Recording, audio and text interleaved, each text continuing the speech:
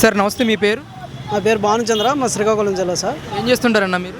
మేము గ్రూప్ 1 మరియు డిఎస్సికి యాస్పిరెంట్స్ ప్రిపేర్ అవుతున్నారు. ప్రిపేర్ అవుతాం. ఎన్ని సంవత్సరాల నుంచి గ్రూప్ 1 కానీ డిఎస్సి కోసం ప్రిపేర్ అవుతున్నారు? డిఎస్సికి ప్రిపేర్ అవుతున్నా సార్. సుమారు 7-8 సంవత్సరాల నుంచి డిఎస్సి ప్రిపేర్ అవుతుంది. అంటే గ్రూప్ 1 కూడా మీరు ప్రిపేర్ అవుతున్నారని చెప్తున్నారు కదా. ఇప్పుడు గ్రూప్ 1కి సంబంధించి సిట్ ఇచ్చిన నివేదికపై ఒక నిరుద్యోగ యువతగా ఏ విధంగా రియాక్ట్ అవుతారు? ఈరోజు సిట్ ఇచ్చిన నివేదిక మన 2022లో వైసీపీ ప్రభుత్వంలో జరిగిన అవినీతి అక్రమాల గురించి చెప్తుంది సార్. ఆ రోజు సిట్ ఇచ్చిన నివేదికలో 736 ఓఎంఆర్ సీట్లు అనేది మూల్యాంకనం చేస్తే సుమారు 95% అనేది వివిధ వైట్లెట్ వాడడం మరియు వివిధ ఇంకులతో దిద్దినట్టు అనేది ఫలితాలు అనేది మనం ఈరోజు సిట్ నివేదికలో బహిర్గతం అవుతున్నాం. వారి యొక్క ఎవరైతే అసమర్థీయులకు వారి యొక్క కావలసిన వారికి ఆ రోజు 165 పోస్టులు కూడాను అమ్ముకున్నారనేది తేటతెల్లం అవుతుంది. అంటే ఎలా చూడొచ్చు అండి, ఒకవైపు దీనికి సంబంధించి ఇప్పటికే పిఎస్ఆర్ ఆంజనేయులు అనే ఒక ఐపీఎస్ ఆఫీసర్ని కూడా అరెస్ట్ చేయడం జరిగింది. ఆ రోజు జగన్మోహన్ రెడ్డి గారు అధికారులను కూడా వదలట్లేదు, రెడ్ బుక్ రాజ్యాంగం నడుస్తుంది, అధికారుల మీద కూడా వీళ్ళు పెత్తనం చెలాయిస్తూ ఉన్నారు, అక్రమ అరెస్టులు చేస్తున్నారని మాట్లాడారు. సిట్ ఇచ్చిన నివేదికతో ఇదంతా బహిర్గతమయ్యే అవకాశం ఉందంటారా?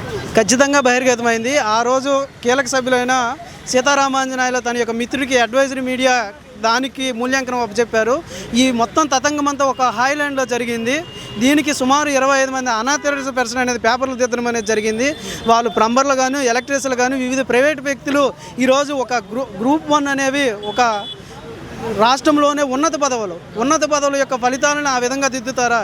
ఇటువంటి సిగ్గుమాలిన చర్యకి ఆ రోజు వైసీపీ ప్రభుత్వం అనేది కంకణం కట్టుకుంది. కాబట్టి ఈరోజు సిట్ నివేదికలో స్పష్టంగా చెప్పింది, అడుగడుగున అవినీతి అక్రమాలు జరిగాయి.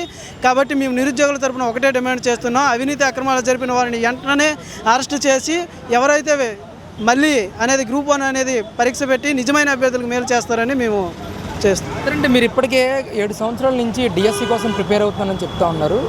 ఇప్పుడు ముఖ్యంగా నిన్న డిఎస్సితో ఉద్యోగాలు సంపాదించిన టీచర్లు కూడా పెద్ద ఎత్తున ర్యాలీ కూడా నిర్వహించారు. ఇక్కడ ఆ డిఎస్సికి సంబంధించిన అవకతవకలు కప్పిపుచ్చుకోవడానికి డైవర్షన్ పాలిటిక్స్లో భాగంగా గ్రూప్ 1లో అవినీతి జరిగిందని చెప్పేసి మాట్లాడుతున్నారని అంటూ ఉన్నారు. అసలు ఒక నిరుద్యోగ యువతగా గ్రూప్ 1 కానీ డిఎస్సి నియామకాల మీద కానీ ఏ విధంగా రియాక్ట్ అవుతుంది? 100% నిజం సార్.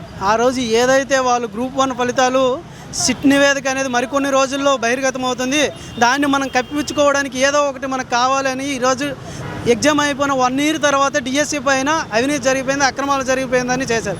ఒక డిఎస్సి రాసిన అభ్యర్థిగా నేను అంటున్నాను, ఎవరైతే కష్టపడ్డారో వాళ్ళకే ఈరోజు ఫలితాలు అనేది వచ్చి వాళ్ళు మాత్రమే టీచర్ పోస్టుల్లో ఉన్నారు. ఎక్కడ కూడా అవినీతి అక్రమాలు జరగలేదు. వాటిని దేశంలోనే ప్రముఖమైన సంస్థ ఐఆన్ డిజిటల్ అనే సంస్థ అనేది ఎగ్జామ్లు అనేది నిర్వహించింది. 256 ఎన్ఎస్ఎఫ్టీ అనే సిస్టమ్ ద్వారా పక్కనున్న పేపరు పక్కనున్న బిట్టు కూడా ఎవరికి తెలియదు. అటువంటి స్థితిలో ఎగ్జామ్ అనేది జరిగింది. ఈరోజు చాలా కూటమి ప్రభుత్వం వచ్చిన తర్వాత మీ యొక్క ప్రభుత్వంలో అసలు డిఎస్సి అనేది మర్చిపోయారు.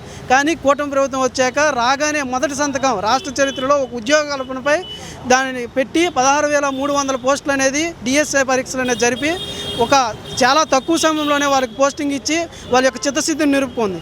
మీకు చిత్తశుద్ధి ఉంటే, మీరు చిత్తశుద్ధి గలవారైతే ప్రజాక్షేత్రంలో గెలిచారు కాబట్టి గ్రూప్ 1 ఫలితాల్లో ఎటువంటి అక్రమాలు జరగలేదు, మీరు అన్నట్టు డిఎస్సి పైన అక్రమాలు జరిగాయి అంటున్నారు. రండి అసెంబ్లీలో వచ్చి చర్చించండి. మీరు ప్రజాక్షేత్రంలో గెలిచారు, మీరు ప్రజలను గెలిపించారు, మీరు వివిధ విద్యార్థులు గెలిపించారు, నిరుద్యోగులు గెలిపించారు. మీరు ప్రజాక్షేత్రంలో వచ్చి తేల్చుకోండి. అలాంటి లేని పక్షంలో మీ యొక్క ఎమ్మెల్యే పదవికి రాజీనామా చేసి మీ యొక్క నైతికతను మీరు నిరూపించుకోండి అని నేను మనం చేస్తున్నాను. అంటే డిఎస్సి తరపున అదే ఎవరైతే ఆస్పిరెంట్స్ జాబ్ లేకుండా అన్యాయం జరిగిందని భావించిన వాళ్ళు ఉన్నారో వాళ్ళందరికీ సపోర్ట్ చేస్తూ జగన్మోహన్ రెడ్డి ఈరోజు రాష్ట్ర వ్యాప్తంగా నిరసనలు కూడా వ్యక్తం చేస్తూ ఉన్నారు. అందులో జంజీ ఉందని చెప్తా ఉన్నారు, మీలాంటి డిఎస్సి నిరుద్యోగులు ఉన్నారని చెప్తా ఉన్నారు. ఇది ఎంతవరకు వాస్తవం అండి? అసలు మొదటిసారిగా వైసీపీ యొక్క మొత్తం ప్రభుత్వం వారి యొక్క కార్యకర్తలకు ఒకటే, అసలు జంజీకి అర్థం ఏమిటో నేను వారికి అడుగుతున్నా. జంజీ అంటే ఎవరో వారికి నేను అడుగుతున్నా. ఈరోజు ఒక్క డిఎస్సి అభ్యర్థి కూడా నాకు అవినీతి జరిగింది, అక్రమాలు జరిగిందని మొన్ననే ఎవరో పర్వతనేని చంద్రశేఖర్ రెడ్డి అనే వ్యక్తి హైకోర్టులో ఒక పిల్లేస్తారు. మీరు దీనికి అర్హులా? అవినీతి అక్రమాలు జరిగితే డిఎస్సి అభ్యర్థి కోర్టుకు రావాలి. మీరెవరన్నట్టు దానిపైన ప్రశ్నించింది. డిఎస్సి పైన ఎటువంటి అవినీతి అక్రమాలు జరగలేదు. చాలా పకడ్బందీగా వారి యొక్క ప్రభుత్వ జవాబుదారీతనంగానే పరీక్షలు అనేవి జరిగాయి. ప్రతి దానికి ఎవరెవరైతే అనుమానాలు ఉన్నాయో వాళ్ళందరికి కూడా ఈరోజు కన్వీనర్ కానీ మిగతా సభ్యులు కానీ వారి యొక్క సమాధానాలు ఇస్తున్నారు. మరి ఇంకెక్కడ అవినీతి జరిగింది? ఎక్కడ అవినీతి జరిగిందో నేను ప్రశ్నిస్తున్నా. అసలు అవినీతి జరగడానికి ఆస్కారం లేదు. ఈరోజు నాతో చదివిన నాకు ఎగ్జామ్ నేను ఈరోజు త్రుట్లో తప్పిపోయాను, డిఎస్సి రాలేదు, అలా అని ప్రభుత్వానికి నేను విమర్శించలేదు. ఈరోజు మిగిలిన రాష్ట్రంలో అయినా తెలంగాణలో కూడాను సుమారు 13 సంవత్సరాలైంది ఒకే ఒక నోటిఫికేషన్, డిఎస్సి నోటిఫికేషన్ అని అయింది. కానీ గౌరవ ముఖ్యమంత్రి నారా చంద్రబాబు నాయుడు నేతృత్వంలో ఇప్పటికి చాలాసార్లు అనేది డిఎస్సి ఆపద్బాంధుడిగా మేము అతను పిలుస్తాం. చాలా నోటిఫికేషన్లు చేశారు. ఈరోజు 16,300 నోటిఫికేషన్ ఇచ్చి డిఎస్సి యొక్క నిరుద్యోగుల యొక్క ఆశలని ఈరోజు చాలా వరకు వాళ్ళని నెరవేర్చారు. కాబట్టి వాటిపైన ఆత్మగౌరవంతో వాళ్ళ యొక్క కష్టాన్ని మీరు మీ రాజకీయ స్వలోభం కోసం వాళ్ళ యొక్క కష్టాన్ని విమర్శించకండి నేను వేడుకుంటున్నాను.